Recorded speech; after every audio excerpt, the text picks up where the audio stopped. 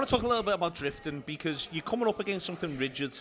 The way they play is really quite rigid. They have 3 centre-backs. They've got 4 then who play really, really well. Mitchell, maybe you could say, drifts in between being a left-back and being a left midfielder, but that's fine. Munoz plays as a right midfielder most of the time. That's their ideal. And then they've got the 2 lads who really quite rigidly stay in the line behind the centre-forward. The reason why I say this is, I think, Adam, it's good to have the idea of drifting when you feel like you're playing really, really well.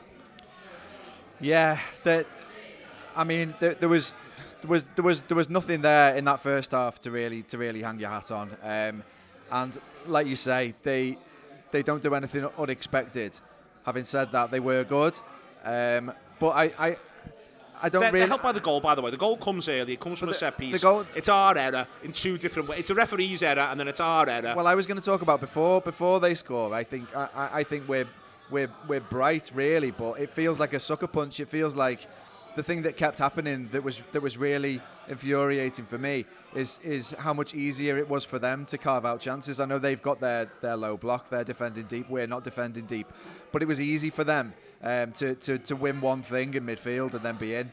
And you know we are slightly unlucky because it's not a corner that they score from, but they could have scored 3 in that first half. And you know the reason it feels so wounding is that it's a last minute winner in the end that wins it for them. But we can't really complain about having been beaten. I thought that it really seemed as though we had no outlet. I thought that you could see in all areas, especially Bradley for some reason, he's the one that's in my mind. You could see players getting into okay positions, especially wide, and looking up and almost literally scratching their heads because there was nothing there.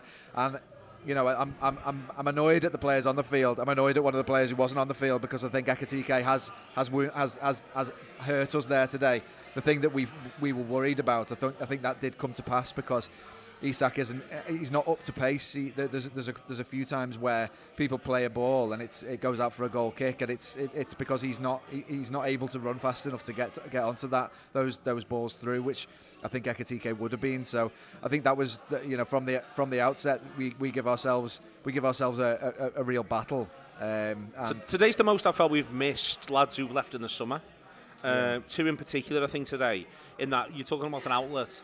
There's lots of times in that first half period where I'd quite like us to be able to hit someone like Luis Diaz and him do whatever it is he does, some of which might feel like it goes nowhere, but it means Liverpool still have the ball, and they have the ball in the Crystal Palace half. And I think we also genuinely, for the first time this season, really miss Trent Alexander-Arnold in the ability to switch play really momentously, to be able to go from back to front, to be able to move the ball basically 70 yards very accurately, but also to want to do that, to play in a way that says we do this, it goes here, it goes here, it goes here, then he gets it, and then it goes 70 yards, and then suddenly the game is different. Yeah. And I thought we missed that as well. Well, I think you need really good players, don't you, to win the game at Selhurst Park. It's always tight, and we always feel like it's a massive struggle. To be fair, we usually do all right there, but it doesn't feel easy ever. And I think that the times that we have won there, it's been because of 2 players doing something really good. So yeah, you know, when I'm thinking about Bradley looking up and scratching his head, if that's Trent, he probably is whipping it in a way that Bradley isn't able to do. And whipping it across or putting it 50 yards. Yeah. That was because we were trying those balls and they looked awful today. But if you've got somebody that can deliver an amazing ball from a deep wide area, then it works. But if you haven't, then it just looks sort of pathetic, really. And I felt like our attacking was quite pathetic, even during the second half. I thought we were a lot brighter, but certainly once we equalise, I just think it doesn't really look like it's there for us. It doesn't look like we're able to create. And yeah, as I say, it's so wounding to lose to a last minute goal, but you can't really argue with the fact that we've lost. It's when talking about the first half, they don't know. I don't think they know what a Liverpool goal looks like in that first half period. I think by the time we get to the second half, we're a little bit closer to that reality. We're a little bit sharper. We're a little bit quicker going from back to front with the sides. And because we're losing the ball anyway, this is what drives me mad, Stu, at times, is I want to keep the ball. Ideally, you want the ball, you don't want them to have the ball. When you're trying to keep the ball and you don't keep the ball, then you might as well try and play quicker. If that's what you're dealing with, that's what you're dealing with. And again, it looked to me like Liverpool was surprised by Crystal Palace, surprised by Crystal Palace's intensity, surprised by the questions they pose you. It was just a little bit of time during that first half period, like, come on, lads. Yeah, I mean, the one thing I want to say as well is that, before I get stuck into that, is the football team is 11 players. And, we're all sat here, slaughtering them and all that, but in that first half, one man stood alone and was imperious, faultless, and that was the goalkeeper.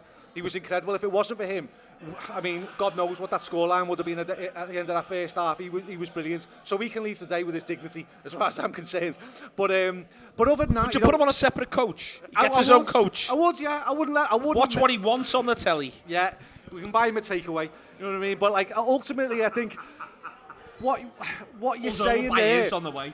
I think the worst version of Liverpool. The worst version of Liverpool is the version of Liverpool that's in third gear. I don't think Liverpool have, for years, ever known how to play in third gear or second gear. I've never thought they can do it. So the idea of being patient, I've seen at times Liverpool team be patient, but I've seen them be purposeful.